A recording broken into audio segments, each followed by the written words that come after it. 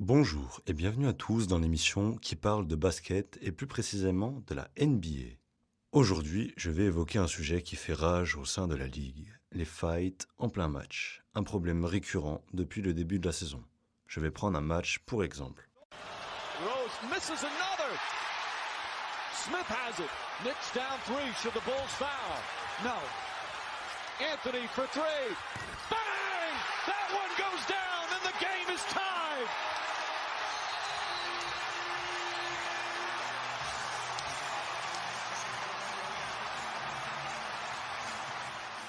Les Los Angeles Lakers affrontaient les Detroit Pistons à Détroit.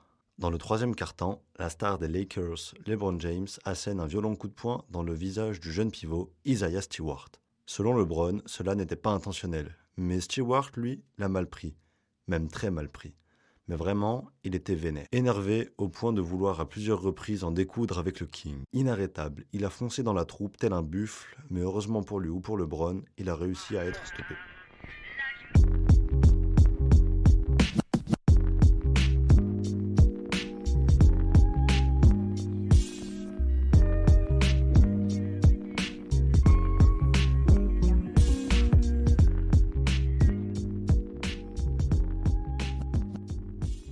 Bon, maintenant que l'histoire est finie, je vais vous donner mon avis. Beaucoup de monde disent qu'on ne veut pas avoir ça en NBA.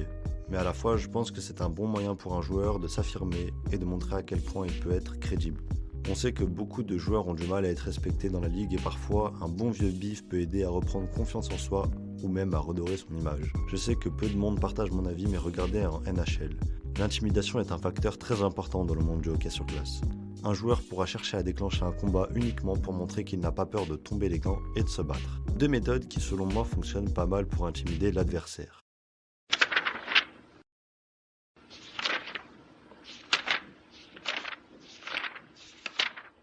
Premièrement, le contre. Un bon gros bloc et je pense que l'adversaire prendra le seum en 2 temps 3 mouvements et ne reviendra plus jamais mettre les pieds dans la raquette.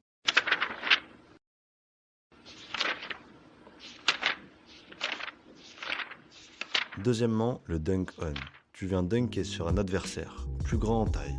On peut dire que tu viens crucifier son âme. Tu viens poser tes coronesses sur sa tête en lui montrant que tu n'as pas peur de venir l'attaquer. C'est des manières de se faire respecter, car le respect en NBA n'est pas donné. Bon, et en même temps, heureusement que les combats sont interdits et punis dans la ligue, car je n'ose même pas imaginer les dégâts collatéraux que cela pourrait causer. Imaginez juste, un monstre de 100 kg, 2,03 m, 2,20 m d'envergure. Il te colle une baffe. Tu dois avoir mal. During the introductions, and now they're ready for the game. For Golden State, they have not played in 9 days after that sweep against Portland. Such an impressive victory in the conference finals. Meanwhile, for the Raptors, it took them 6 games, but they were able to dispose of the team with the best record in the NBA. Parlons des playoffs. Les playoffs NBA sont les séries éliminatoires de la National Basketball Association.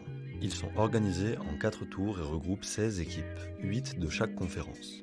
Les gagnants du premier tour accèdent en demi-finale de conférence, et les vainqueurs des demi-finales accèdent en finale de conf. Les deux vainqueurs des deux conférences Est et Ouest se retrouvent donc en finale NBA. Chaque tour se compose de 7 matchs. La première équipe arrivant à 4 victoires remporte le tour. Pour gagner le titre NBA, c'est le même discours. 4 victoires et c'est la médaille. L'équipe gagnante sera alors récompensée et le meilleur joueur de l'équipe se verra être le MVP des finales. Et ça, c'est pas rien. Maintenant, voyons quelle équipe a le plus remporté ces phases finales. À la première place ex-aequo, nous retrouvons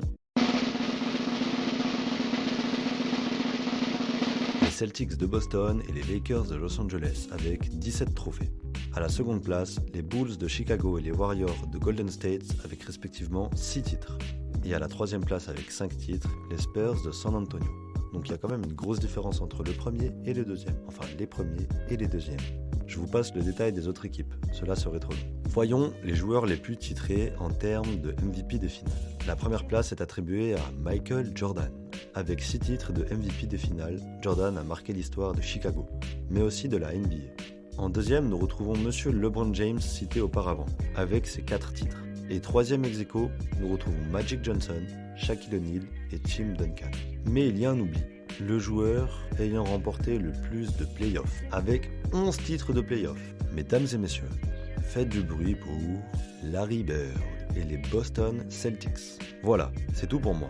On se retrouve très bientôt pour l'émission numéro 3. C'était Esteban. Ciao, ciao. Ah oui. Ah oui. Ah oui.